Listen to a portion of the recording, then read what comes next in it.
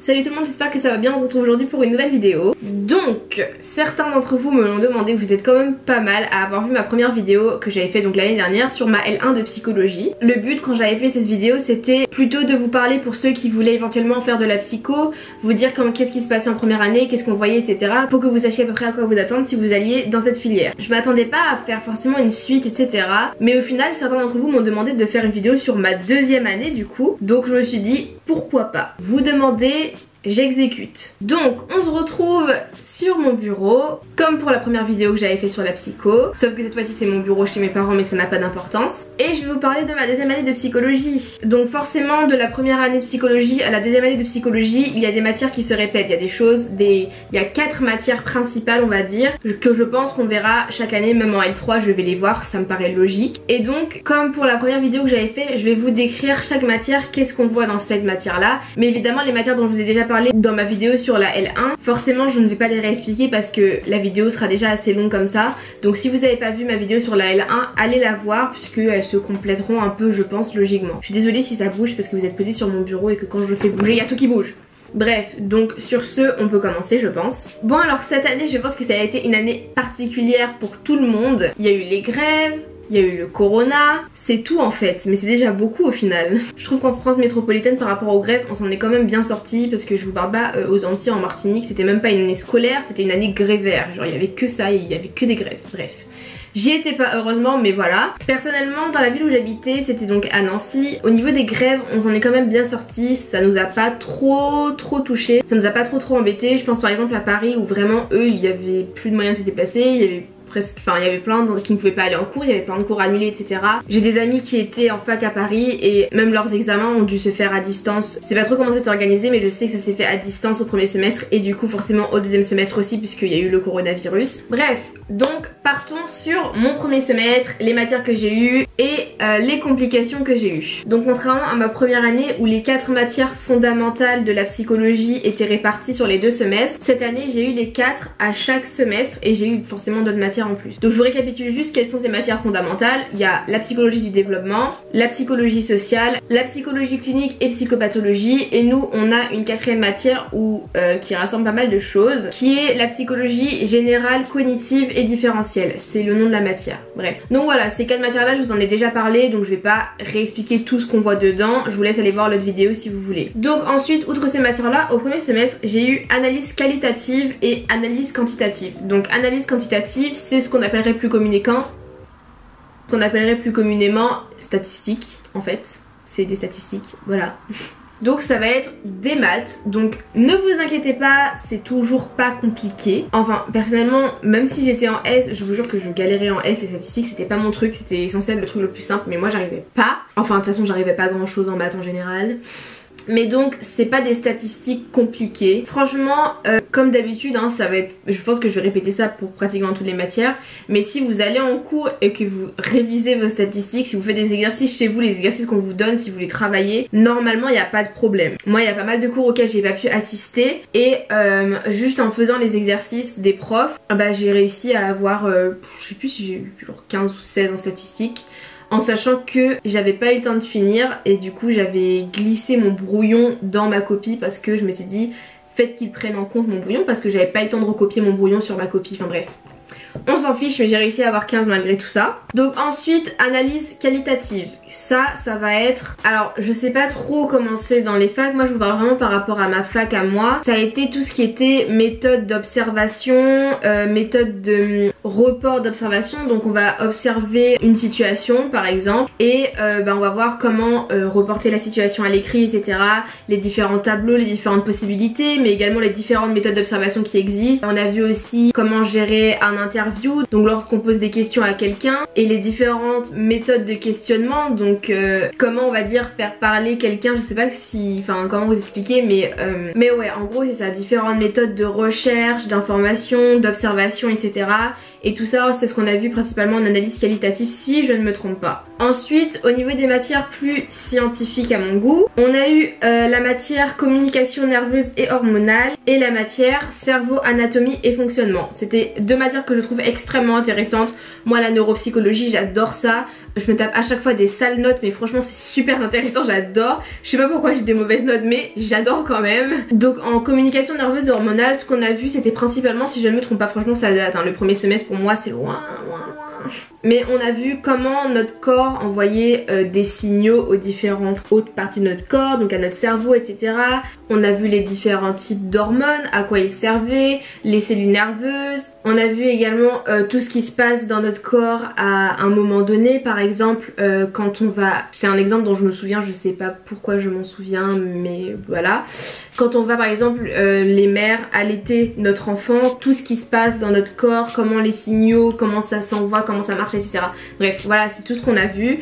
Personnellement je trouve ça hyper intéressant, peut-être que quand je le présente là ça a l'air peut-être ennuyant ou chiant et tout, mais franchement je vous jure que c'est trop bien. Enfin, si vous faites de la psychologie, vous aimez savoir ce qui se passe dans le corps à tel ou tel moment, non? Enfin je pense. Bref, et ensuite pour cerveau, anatomie et fonctionnement, donc la première partie du cours il me semble que ça portait sur nos sens. Et on a beaucoup insisté sur l'œil, il me semble. Il me semble qu'on a beaucoup insisté sur la vision, donc comment on perçoit les choses du monde, alors que comment notre œil, lui, comment ça se passe réellement dans notre œil. Enfin, il me semble qu'on a parlé de ça. Franchement, je sais pas trop pourquoi on a vu ça, mais ça, sur le moment, je comprenais en tout cas.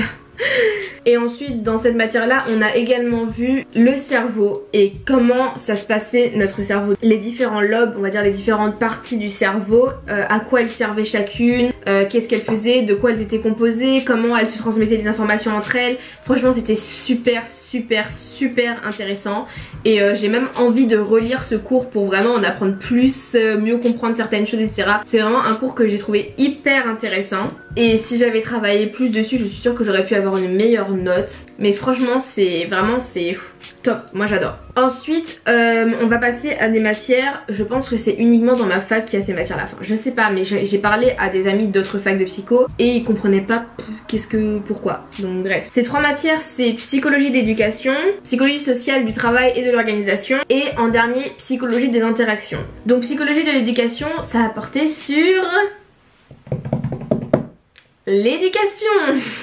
C'est un petit peu comme la psychologie du développement mais ça va vraiment porter sur précisément plus l'éducation. Donc l'éducation qui va se faire dans la famille, l'éducation qui va se faire à l'école. Honnêtement je me rappelle plus trop de ce cours parce qu'en fait tous mes souvenirs se mélangent à la psychologie du développement parce que forcément c'est très lié à ça je trouve en tout cas, et du coup ça se mélange un peu dans ma tête, mais voilà, enfin vous faire une psychologie de l'éducation je pense que c'est assez clair déjà juste le nom, et si je ne me trompe pas dans ce cours on voyait à peu près l'évolution de l'éducation au fil des années, donc plus au niveau scolaire et au niveau des découvertes qu'on a fait sur l'enfant et son développement, donc comment toute l'éducation qu'il y avait autour s'est adaptée. Quand je dis l'éducation je parle des familles mais aussi des écoles, et voilà je crois que ça portait sur ça ce cours principalement. Ensuite psychologie sociale du travail et des organisations, donc là c'était enfin en gros c'était pas trop, c'était vraiment de la psychologie du travail. Donc la psychologie du travail, dans ce cours là on a vu également l'évolution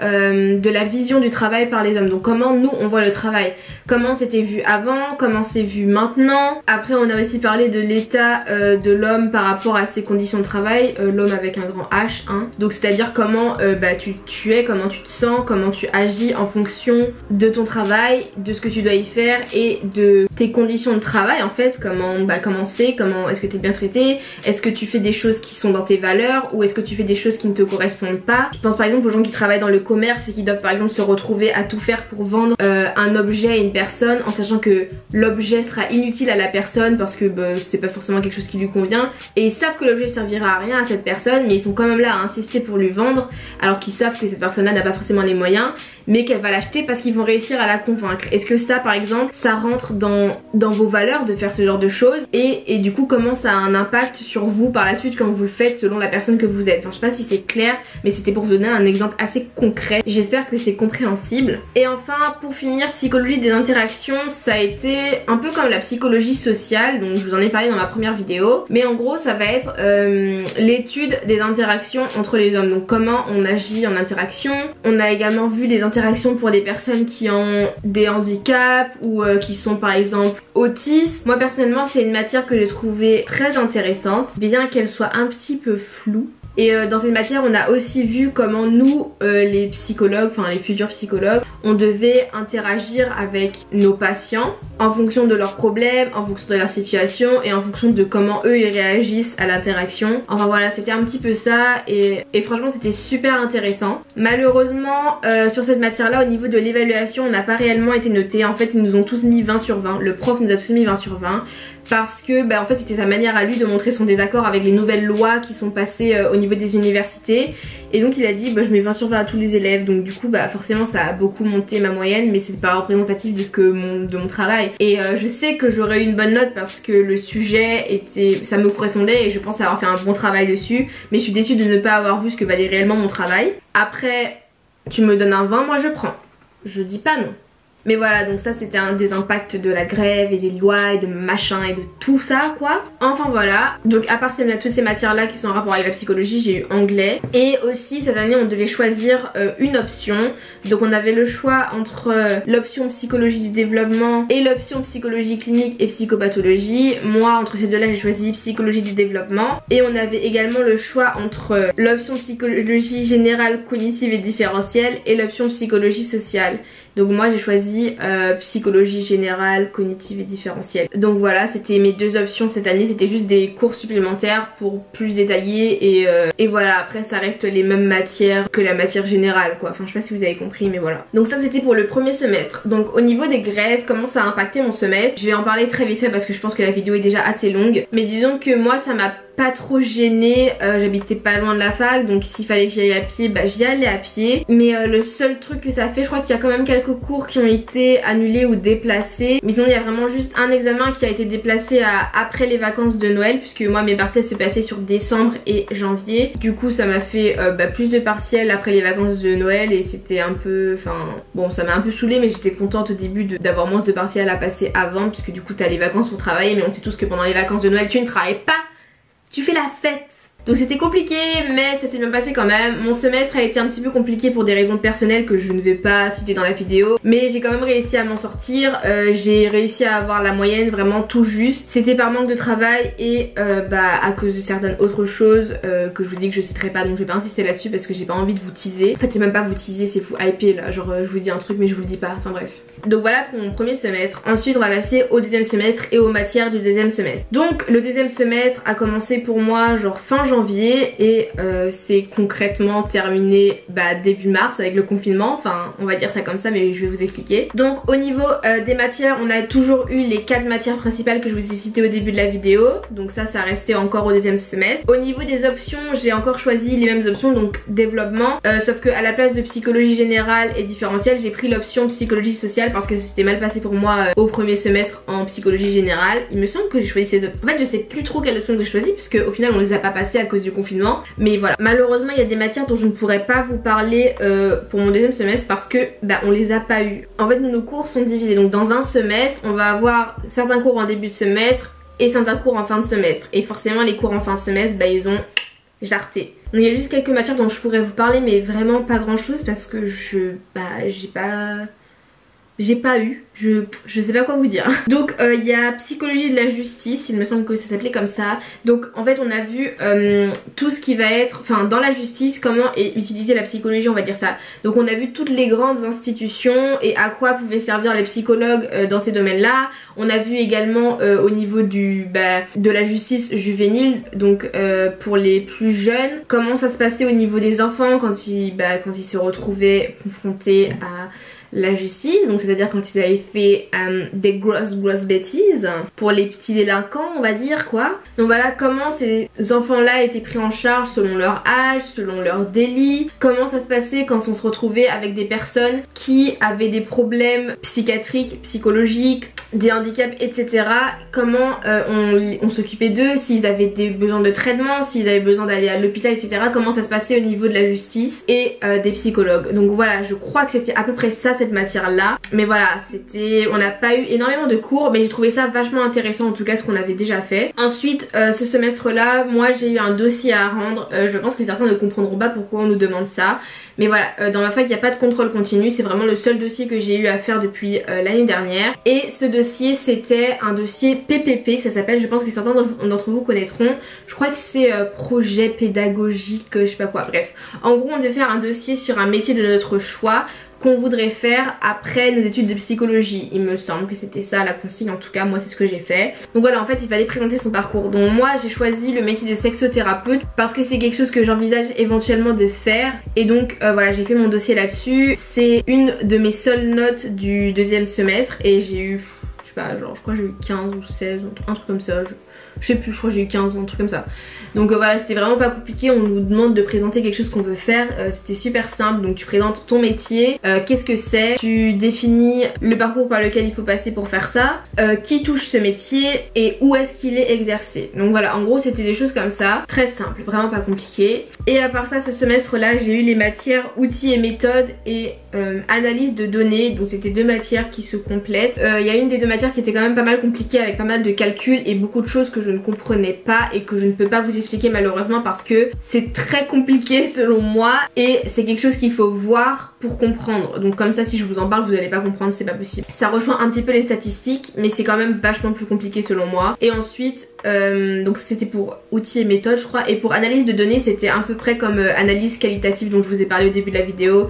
Donc voilà, c'est vraiment ces deux outils et des méthodes pour pouvoir travailler sur le terrain, on va dire, analyser des situations, enfin bref, comme je vous ai déjà expliqué. Si je me trompe pas, en tout cas c'était ça. Malheureusement on n'a pas eu beaucoup ces matières là, donc je vous dis avec ce que je sais. Donc voilà pour les matières que j'ai eu au deuxième semestre, j'espère que j'ai rien oublié. On a eu aussi la matière neuropsychologie vraiment générale, mais au final bah j'ai pas vraiment regardé ces matières là parce qu'on était déjà confinés et que la prof nous a balancé le cours comme ça. Et elle nous a dit vous ferez un dossier, mais elle nous a pas donné une consigne et au final on n'a pas eu à faire le dossier, donc je n'ai pas regardé cette matière là. Mais de toute façon c'est de la neuropsycho, donc c'est tout ce qui touche cerveau, l'anatomie, le fonctionnement, enfin bref, vous avez compris. Donc voilà, donc au niveau du confinement, comment ça s'est passé pour moi? Alors au début il y avait des profs qui avaient l'air motivés, mais au final bah je sais pas, ils sont partis, ils ont profité de leur confinement, je sais pas. Donc ça fait que j'avais vraiment un prof qui nous a profondément encadré. On ne peut mieux faire que lui. Il a créé un Discord pour communiquer avec nous. Quand on avait des problèmes de communication avec d'autres profs, il allait lui-même leur envoyer des messages pour poser des questions pour nous. Il organisait des visioconférences. Franchement il a été vraiment génial. Il a préparé aussi des partiels blancs en ligne pour au cas où on passait nos partiels en ligne, pour s'entraîner, pour être sûr que ça fonctionne bien. Enfin voilà, vraiment il nous a vraiment bien aidé. Il était là. Il a préféré ne pas balancer son cours inutilement comme ça. Enfin, il nous a envoyé le diaporama de son cours si vous voulez, mais il nous a dit vous ne serez interrogé que sur ce qu'on a vu en présentiel. Donc voilà, c'est vraiment bien puisque bah y a des personnes qui sont pas capables de travailler en distanciel et du coup bah ça leur a permis de quand même avoir de bonnes notes, j'imagine. Et à part ça, il y a des profs qui ont tout simplement balancé leur diapo, ciao ciao, bye bye, débrouillez-vous. Et puis bah il y en a, ils ont disparu de la circulation, on n'a plus entendu parler et puis c'est tout quoi. Donc au final, au fur et à mesure du semestre, bah on nous disait vous aurez pas cette épreuve là à passer, vous aurez pas cette épreuve là à passer, vous aurez pas cette épreuve là à passer. Ce qui fait qu'au final les seules matières que j'ai passées, donc c'est mon dossier dont je vous ai parlé tout à l'heure, le dossier PPP où je devais présenter un métier, donc hyper facile, et c'était la matière psychologie du développement. C'est les seules matières que j'ai passées au deuxième semestre. Donc honnêtement je sais pas comment ça va se passer au niveau de la sélection pour le master. Je sais pas s'ils vont prendre en compte cette année de L2 ou pas. Mais franchement moi vu que j'ai eu que 2 matières et que parmi ces 2 matières j'avais un dossier hyper simple et que c'était la deuxième matière c'était ma matière préférée, moi j'ai eu une bonne note. J'ai dû avoir genre 15 et puis de moyenne au deuxième semestre. Je pense qu'on est beaucoup dans ce cas là parce que franchement mais il n'y avait pas plus simple. Donc je trouve ça un peu dégueulasse par rapport aux gens qui ont eu à passer beaucoup de matières. Je pense à ma pote qui est à Paris. Mais bon, donc en tout cas moi mon semestre s'est joué sur ça, donc autant vous dire que j'ai eu ma deuxième année haut la main. Mais l'année prochaine je change de fac et je vais à la fac de Rennes et je sais que là-bas ça a été beaucoup plus sérieux. De toute façon Rennes c'est une fac qui est très réputée dans le domaine de la psychologie en tout cas. Enfin en tout cas moi j'en ai beaucoup entendu parler et j'ai peur parce que je sais qu'il y a des matières que je n'ai pas vues et des choses que je n'ai pas vues et je sens que ça va me pénaliser. Mais bon, on verra bien. En tout cas voilà pour ma deuxième année. J'aimerais bien savoir vous comment vos facs et vos profs s'en sont sortis, que vous soyez au lycée, au collège ou à la fac, comment ils se sont occupés de vous pendant le confinement. Moi franchement on nous a laissé seuls, quasiment seuls, débrouillez-vous. On n'avait pas de nouvelles, on savait pas comment ça se passerait au début, donc ça a été pas mal compliqué, mais bon au final ça a été pour tout le monde j'imagine quand même. Une matière c'est pas compliqué à passer, franchement c'était sur notre ordinateur. Si vous voulez tricher, on pouvait tricher si on voulait. Et là vous vous dites, est-ce que t'as triché Léane? Mais je ne vous répondrai pas. Franchement il n'y avait pas grand chose à tricher étant donné que c'était un QCM, c'était pas difficile. Il y avait 2 grosses questions de cours à répondre. Ça c'était un peu plus compliqué, mais voilà comme je vous ai dit je m'en suis bien sortie donc tant mieux. Enfin bref, en tout cas du coup dites-moi dans les commentaires comment ça s'était passé pour vous. Ça m'intéresse pas mal de savoir comment se sont débrouillées les autres universités, si c'était pareil pour toutes les facs ou pas. Ouh là là je parle très vite, faut que je m'arrête. En tout cas j'espère que cette vidéo vous plaira malgré le fait qu'elle soit longue. Je sais déjà qu'elle sera longue mais bref. On se retrouve la semaine prochaine pour une nouvelle vidéo. N'hésitez pas à liker et à vous abonner si ça vous a plu. J'espère que cette année je pourrai faire plus de vidéos sur mon parcours étudiant, comment je travaille etc. Donc si ça vous intéresse abonnez-vous. Et surtout n'oubliez pas que je vous aime.